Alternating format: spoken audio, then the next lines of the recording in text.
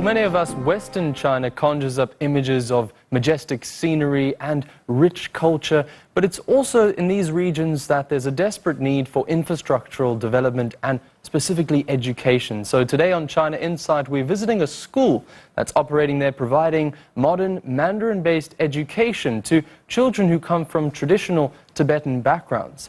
And joining me in studio today is Gregory Tsang. Gregory, thank you for joining us once again. I'm glad to be here. All right. So tell us about these western parts of China. You also spent some time as a child there, right? True. I went to Sichuan 1937 at the age of 5. I left 1946. Graduated from junior high school. So I had 9 years experience living. So there's a sense that more needs to be done there, more people, more development, and more maybe government help. I do understand the government, for example, state council has a policy to develop the inland, the west. The idea is to strengthen its educational programs and then improve its economic build-up. Because a person with good knowledge, with qualifications to work as an able worker is the key for economic development. Next up, our reporter Britton Clennett got to go on a special trip to Sichuan province where she visited a school called the Hope School, which is providing Mandarin modern education to children from a traditional Tibetan background. Let's take a look.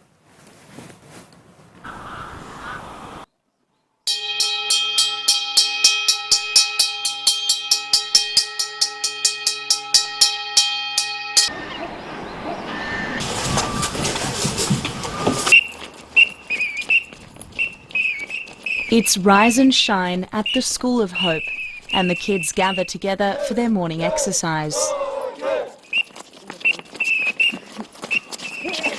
The sky is a cool shade of blue over Batang village, tucked away among the mountains of western Sichuan, just 30 kilometres from Tibet.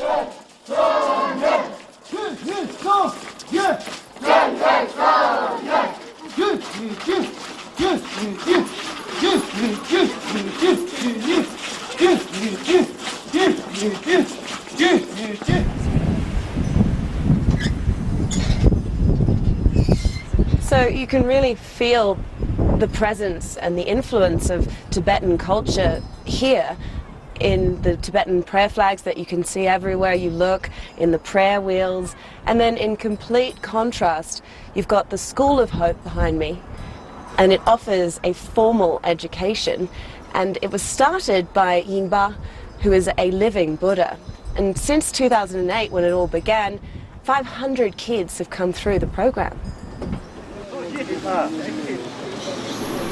Of the 50,000 people in Batang, 97% are Tibetan.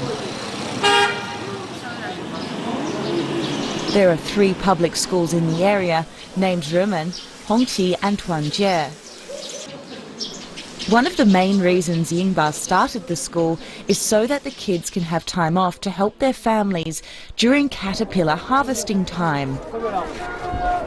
Often, Tibetan kids who are enrolled in the public school system will take time off for farming and sometimes struggle to keep up with their classmates when they return.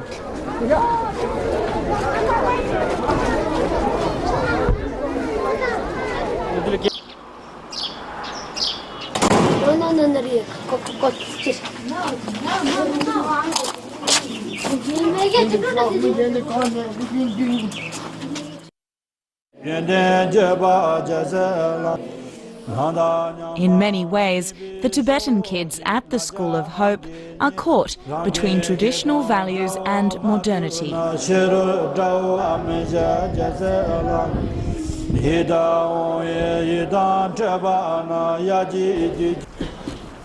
Over in another classroom, students who are deaf and mute learn how to make a tangka, a traditional Tibetan scroll painting with deep religious meaning. Tibetan language lessons are also an important part of retaining their cultural identity. The teacher often uses music in lessons to make learning more interesting.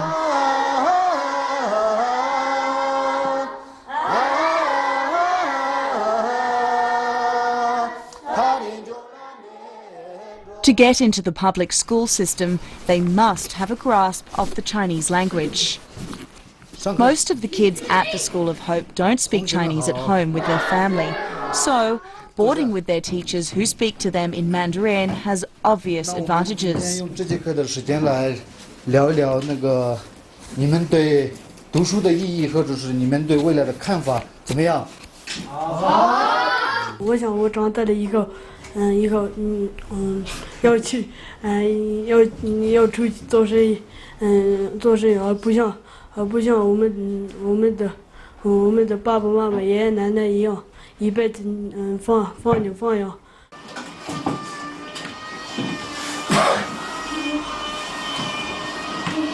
他说到这边来了，然后就把那个学好那个唐卡，然后到拉萨去把那个唐卡卖出去，然后挣很多钱给那个家里，然后盖新房子，改变生活。儿子，我想去上大学。我现在生活的条件没有比北京的孩子们好，但我知道通过学习，我的未来一定跟他们一样，能够走出去赚钱。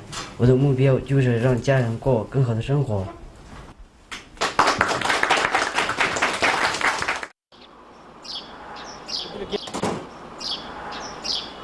It's really hard for them to retain staff, and part of that problem is that the place runs off volunteers. So as a result, the quality of education suffers, and the standard of things like English and maths is actually quite poor. So you can kind of see here that they really do need the support. Good morning, everyone. Good morning. I'm going to teach you a song. Spending time at the School of Hope and leading a few lessons shows us that the students possess a genuine desire to learn. Hands.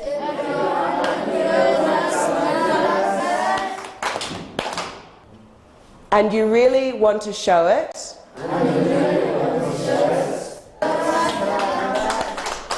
Whether because of their upbringing, their religious values, or the culture that Yingba has cultivated in the School of Hope, the students are attentive, supportive of one another, and at pains to do their best. If you're happy. Yep, if you're happy. And you know it. And you know it. Clap your hands. Clap your hands. That's good, okay. Now all together. If you're happy and you know it. If you're happy and you know it. Clap your hands. Clap your hands. Yeah, everyone clap.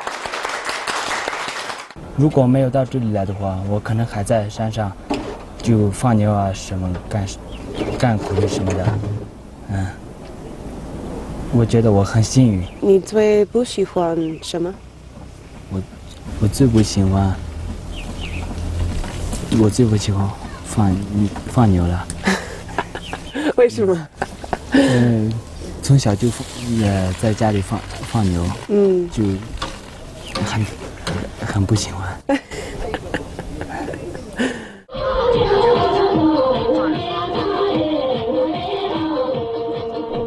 Around 500 kids attend the school at a given time. They live together for most of the year, only returning home once a month. As a result, they're much more like siblings than peers. They share similar circumstances, living between two cultures. One way they honour their Tibetan heritage is through dance.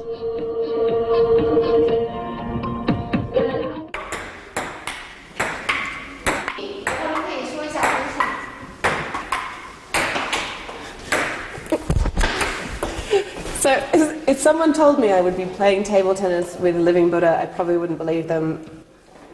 And I should change that to losing against a living Buddha, although he's being very nice and letting me win. So where did this idea come from? What inspired you to start this school all those years ago? 我创办学校的原因目的是什么？之前就是我本身自己也是比较困难的一个家庭，后来我就从佛学院毕业，到处去传法讲法的时候，有很多小孩就没有去读书，就是学的过程当中，我就当时就想，我就把这些孩子们一定要想教育一下啊，把他们排成一个能跟得上21世纪的人。就你叫什么名字？我叫阿嘎，欢迎来到我们的学校，我带你去参观一下我的房间。啊哈，然后你来多久了6年了。 ？6年。啊，然后多少孩子住在这个房间7个。7个。So Aga is 13 years old, and he just said that there are 7 boys that stay in this room. So you've got 1 bed here and 1 bed there. So you could imagine things get quite cramped at night time. Aga, 你喜欢吗？喜欢，为什么？因为这里有找到了很多朋友。可是你想你的家人吗？没有，已经习惯了。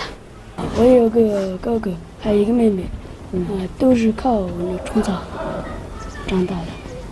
以前的时候，我的叔叔一天能挖200多个，现在呢，只能挖34个、30几个，我恐怕虫草越来越少。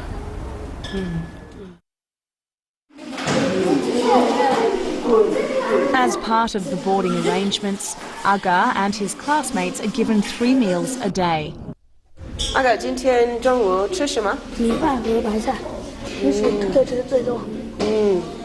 So most days the kids here will have a huge lump of rice and a handful of veggies. From what I'm seeing, it's not a lot of the time that they're eating meat. I think once a week they'll eat meat, but most of the time it's a whopping dose of rice and then little vegetable. It's hard to see how this is kind of a balanced diet for these growing bodies. Food costs are high and the parents don't have money to spare, so Yingba often covers the cost of groceries.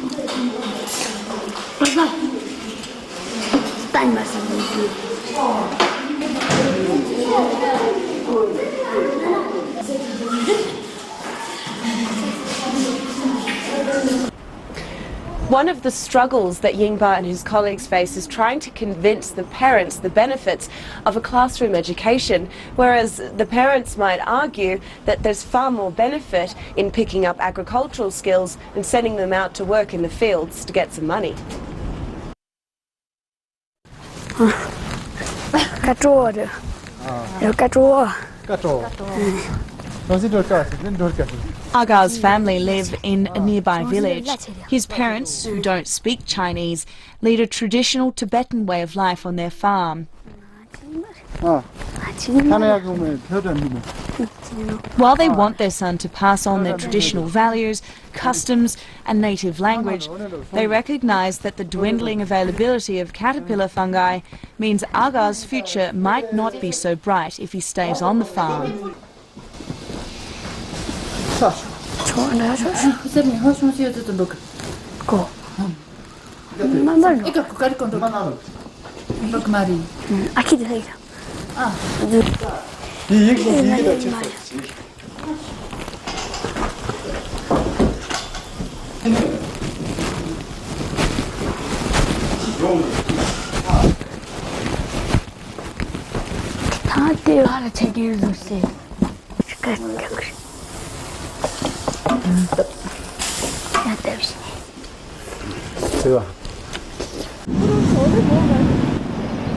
It's May now, and the beginning of Aghar's school break for caterpillar fungi harvesting season.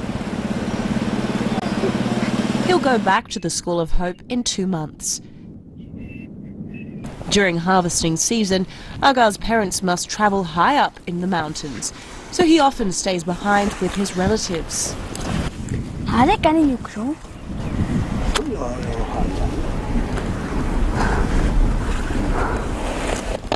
Caterpillar fungi is used in Chinese herbal medicine. It's mainly grown in Tibet and Sichuan. It costs between 200 and 600 RMB a gram, depending on the variety. This year, drought has struck some of the areas in which caterpillar fungi is grown, so there is much less to harvest than usual. At the same time, more people are digging it up.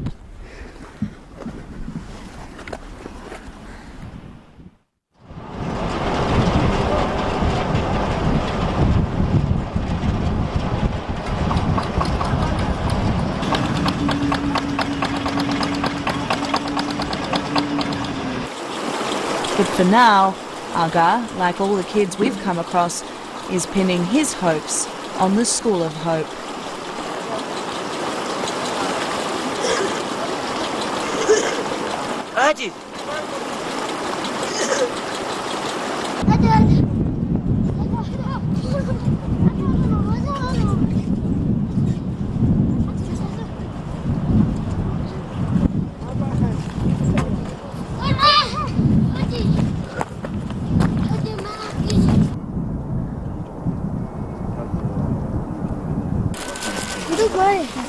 Back at the school, the students collect white and yellow gold ceremonial scarves called katars. They hike up to a nearby shrine and hold a small prayer ceremony. Top of their prayer list is the wish that their hard work in the classroom will pay off.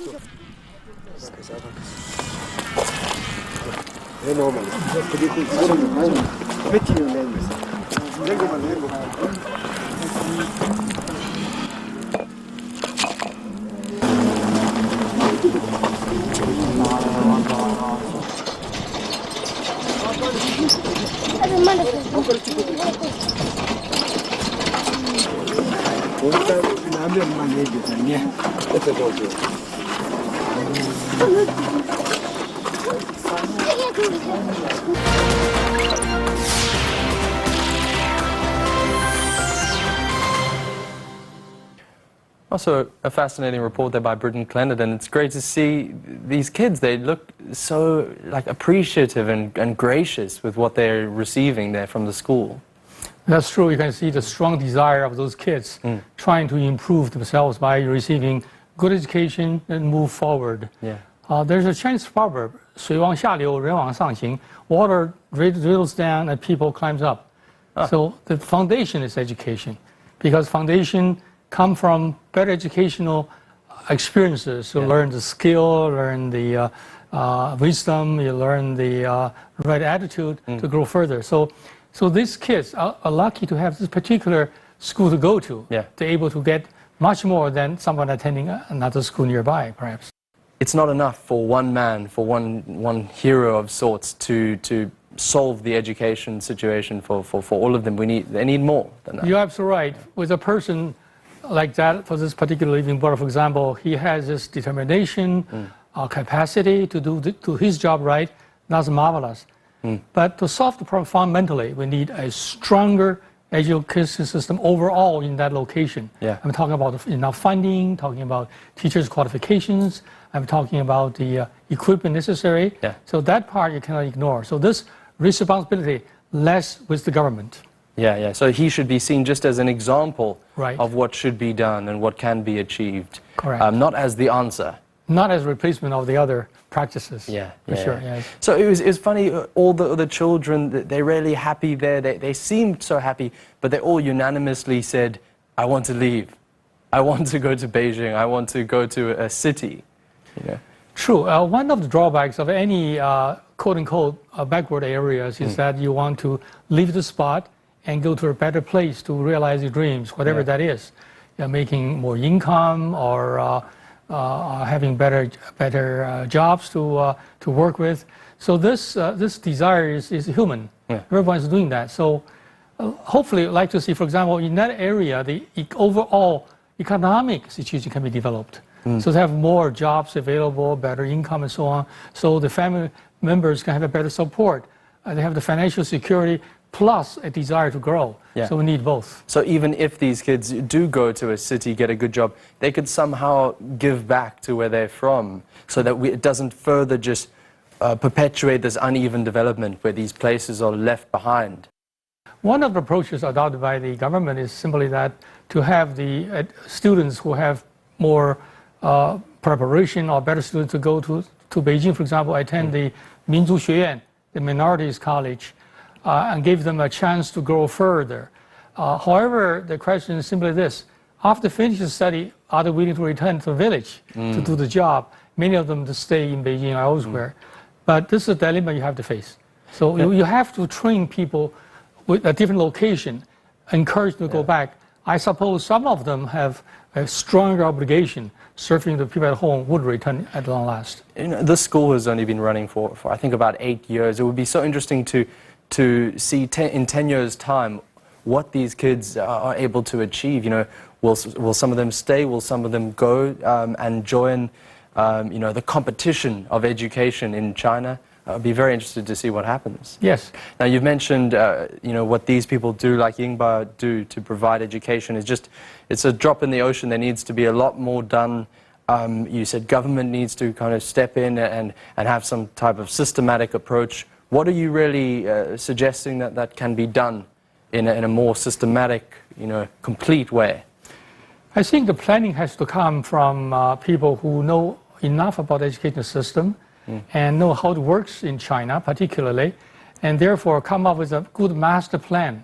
You know, how to improve the education in locality, and how to prepare them for future training, advanced training, how to make sure they return to the village to get job done. The reason, for example, for those parents in those areas are reluctant to encourage the kids to study because they haven't seen the bigger world at all. The only thing they know is traditional for general regions now. There's cattle or there's sheep or there's whatever. That's the only thing they have done. They don't see other alternatives. They believe it's better to have an extra hand at home to help rather than to finish education, whatever that is. You may not be able to get a job, so I waste a lot of money, use all my savings to support the kid to study. At the end of it, nothing there. So this barrier is very strong. The only way to change that is to provide alternative to make sure those kids who have studied well be able to grow stronger, to improve to the parents. This is a good way to go. Yeah, and also it's another challenge for the children. That not only do they need to try and you know, find access to education, but they need to then convince their parents, this is good. If I get educated, I can provide back in a more fundamental way than if I go straight to the fields now. And in the final analysis is the turnout of those students. If they have finished education and be able, as mentioned before, go even further to study and get a good job and become a person who can support the family financially, at the same time has a social reputation, that tells the whole thing. But if the end result is not, in fact, is not valid, for example, they did not get any job, they waste all the money and they become extra burden, I think things will not work. Well, we're going to take a quick break. When we come back, we're going to be continuing the discussion of how education is being provided to the more remote parts of Western Sichuan province.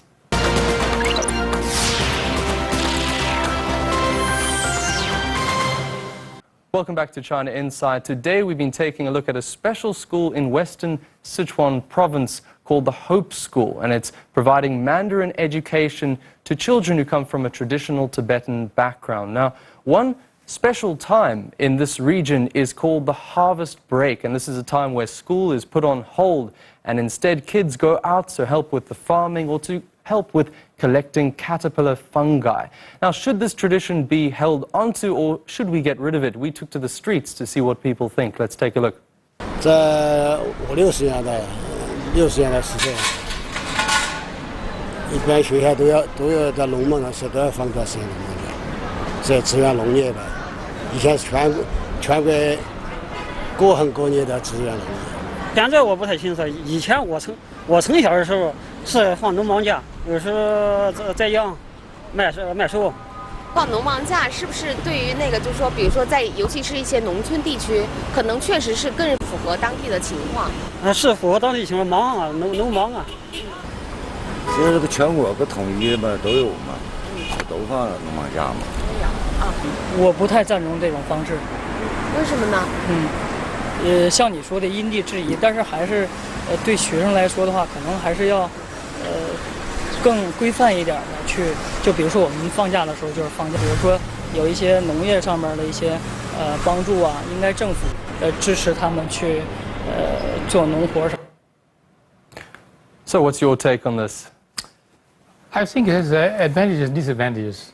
In this particular instance, to work during those 2 months, for example, in May and June, it may help harvesting more income for the family.